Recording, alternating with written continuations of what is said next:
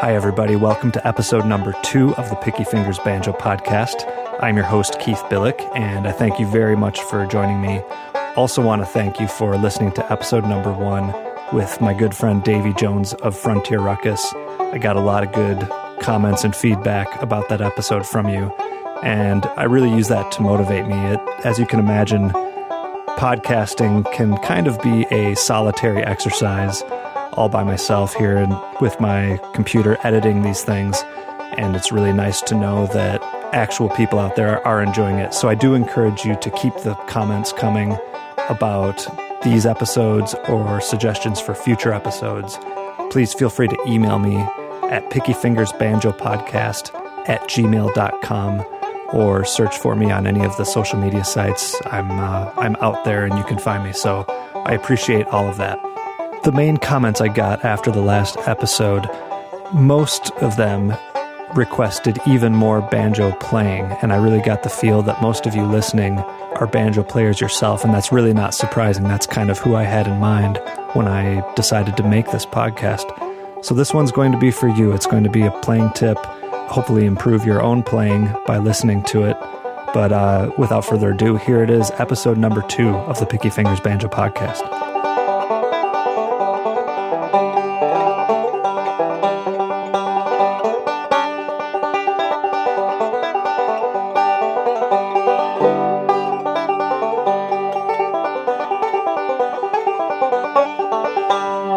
Hey everybody, I started this podcast with banjo players in mind. I'm a banjo player myself, and I couldn't find the podcast that I wanted to listen to, so that's why I started this, and this one is going to be for you.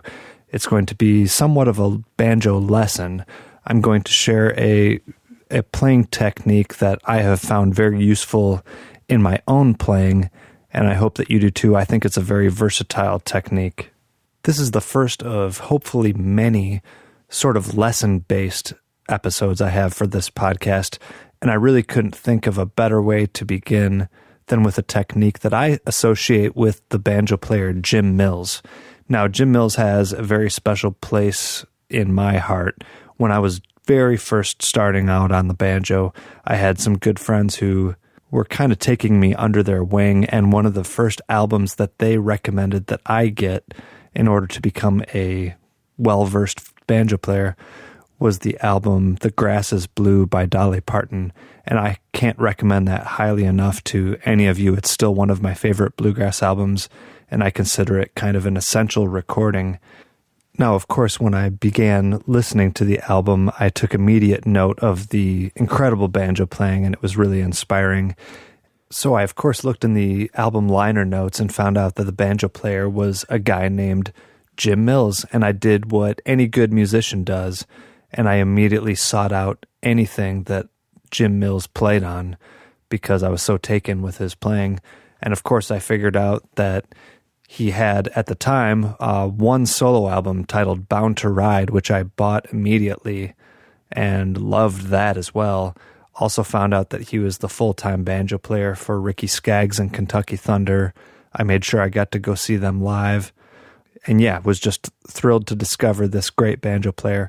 I still have memories of riding my bike through Lansing on the river trail, zooming along, trying to hold my CD Discman in a way that it wouldn't skip, just pedaling along and grooving to the sounds of Dolly Parton and also Jim Mills' solo album, Bound to Ride, using that to fuel my energy going down that river trail. Still a great memory of my early days as a banjo player. And even to this day, there's just something about the way that Jim Mills combines that traditional Earl Scruggs / J.D. Crowe sound in a way that just expresses a lot of joy and excitement in his playing. I think he's one of the best modern demonstrators of that type of style. He has since released a couple more solo albums, one entitled My Dixie Home, another titled Hidehead Blues, and really I can't recommend them highly enough. I just love everything he does, especially if you have any kind of desire to listen to traditional style 3-finger banjo playing. He's really someone worth checking out if you don't know him already. But enough about that. Let's get on to the playing now. I would characterize this technique as an intermediate level technique. So what that means is there are a few skills that I expect you to have before you can really take full advantage of this playing tip. One skill is going to be what is commonly referred to as the Foggy Mountain Roll. Now, for any of you who don't know the Foggy Mountain Roll, this might be a good time to go look that up and review it, but as a really quick snapshot, the Foggy Mountain Roll in terms of T being thumb, I being index, M being middle, is I, M, T, M, T, I, M, T. And that's on the second string, first string, second string, first string, fifth, second, first, fifth. So... And of course it's called the Foggy Mountain Roll because that's the roll that is used in Foggy Mountain Breakdown to play.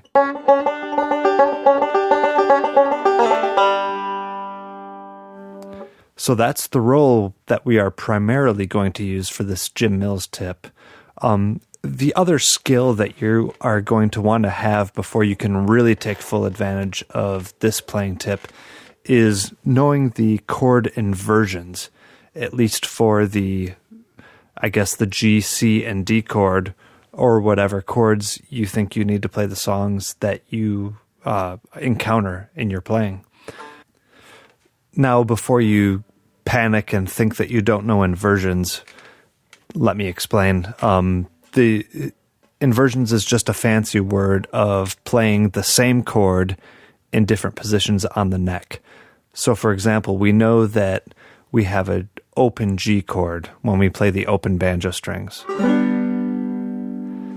And if we are at an intermediate level, which this lesson is aimed for, we also know that we have a G chord at this position, which from low D to high D goes 5, 4, 3, 5. And then the next one up. And then the next one up. Basically all different ways of playing a G chord. And then, of course, you have the same thing with C chords, for example, all the different ways to play a C.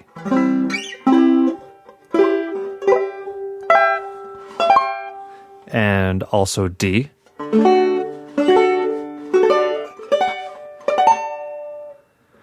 So if those are not things that you know, feel free to let me know, and I can perhaps address those on a future podcast, or those are things that you just need to kind of seek out before you can take full advantage of this lesson that we're doing right here.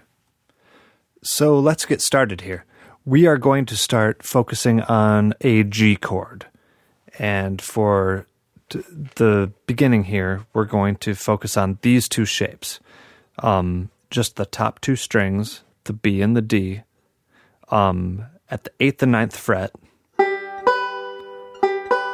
those two notes of a G chord, and then also the same strings, but 12 and 12. So those are two ways to play the G chord.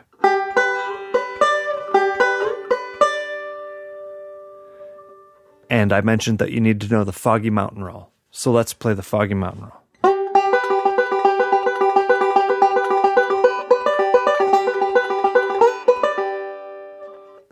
That kind of thing. But what Jim Mills does and how this connects is he has kind of a playful rhythm that he uses. So I'm still just using those two chord shapes and that roll pattern. And listen how he switches between the chord shapes.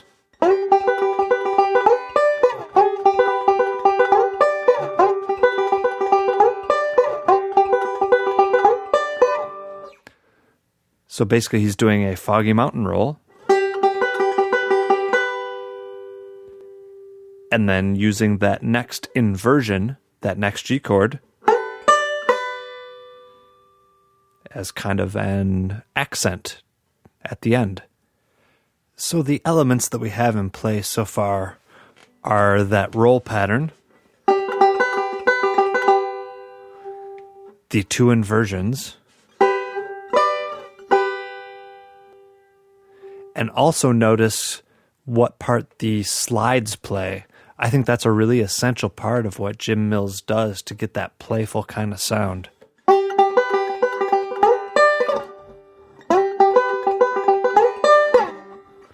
You kind of slide up and then slide back down.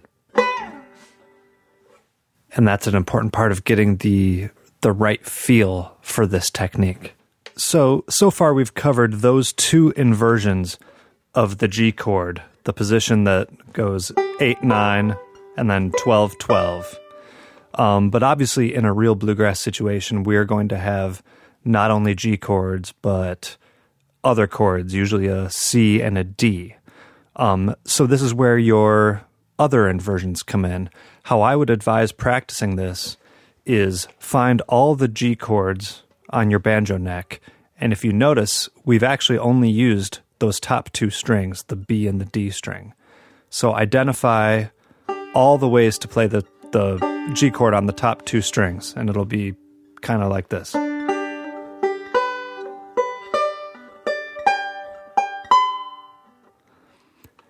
And practice that lick, just going back and forth through all those forms for the G.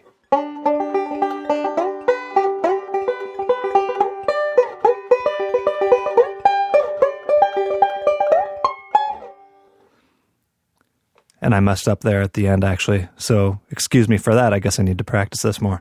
So that covers your G. And you can also go down with the lick. I've so far demonstrated going up, but there's nothing stopping you from doing something like this.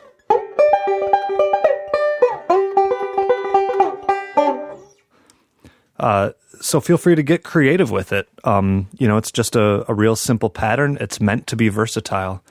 And after you have mastered finding all the areas on the neck where you can play the G, then move to your C inversions. And again, you can just stick right now with the top two strings. So you're going to end up with...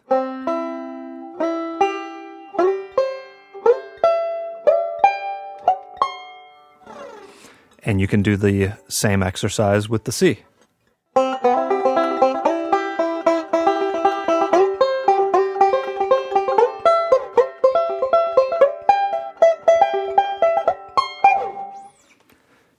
And that's all your C.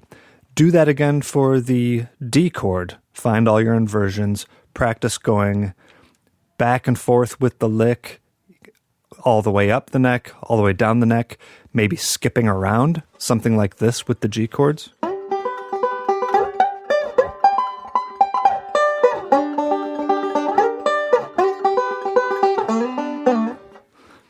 Like I said before, just get creative with it. Use it as an opportunity not only to learn how to play in a way that is similar to something that Jim Mills would do, but also as an opportunity just to get a lot more comfortable moving between chords and chord inversions on the banjo neck. Now, so far you've practiced all the G's, all the C's, all the D's. Now it's time to kind of put them together in a way that would actually make sense for a song. So let's take a really generic bluegrass style chord progression. Let's take 4 beats of G, followed by 4 of C, and then another 4 of G, and then 4 of D. So a pretty typical standard 1-4-5 kind of bluegrass song. So here's how the rhythm is that I just described. So we'll start with the G to the C, back to the G, down to the D,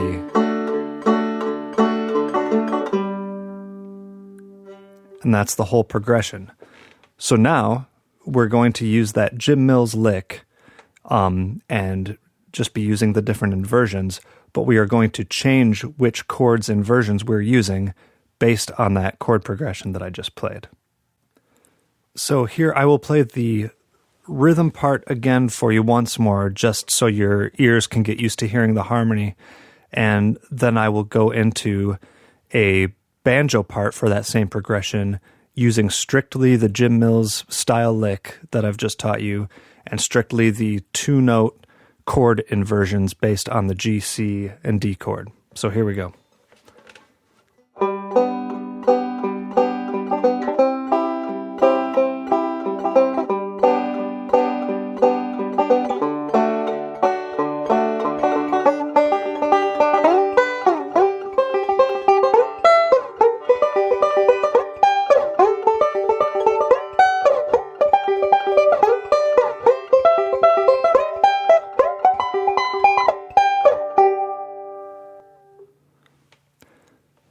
So that's just something that I made up on the spot. You can have kind of infinite variations of that based on using different inversions for each of those chords, whether you're going up or down. Again, I keep saying this, but it's very important to just take a lot of time playing around with that, becoming really comfortable with where all those inversions are on your banjo neck. And that's going to make you a better player, not only for using this lick, but for any playing. It always pays off to know where all of your notes are, especially for those really common chords that you might use. Now, the next thing to add into that, of course, is the fact that you can't just rely on that lick to get you through most of your solos. It's going to have to be more integrated into normal sounding playing. Even though it's a cool sounding lick, it becomes not very interesting when that's all you're doing over and over, like I just demonstrated. The way to do that is to weave it into the melodies that you're already doing with your playing. And just like any new technique that you learn, it takes a bit of practice to be able to fluently incorporate that into your normal everyday playing. But I think this is a lick that is worth doing that with. So, for example, here is a solo that I might play for that progression that we just described. And you don't need to know everything that I'm doing, but try to listen for the spots where I'm using that technique that I just showed you, the Jim Mills chord inversion lick. So here would be a potential solo for a song with that progression.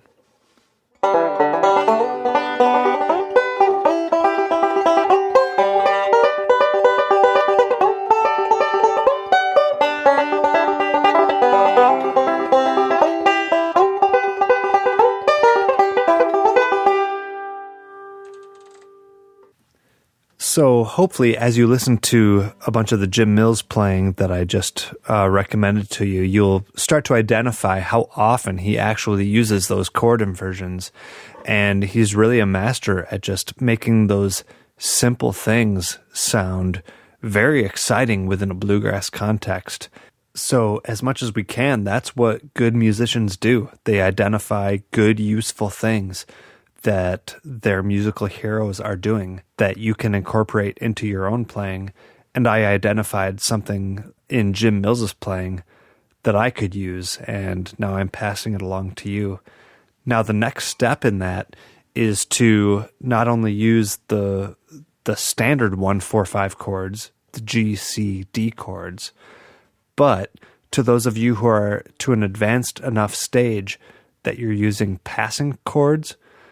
So, for example, when you're going from G to C,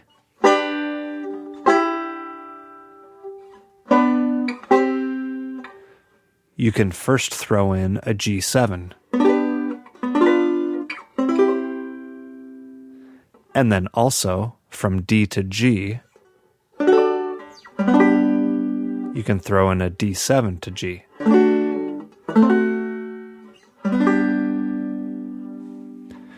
Now, if you start to incorporate those passing chords into this same lick, you get even more possibilities. So, for example,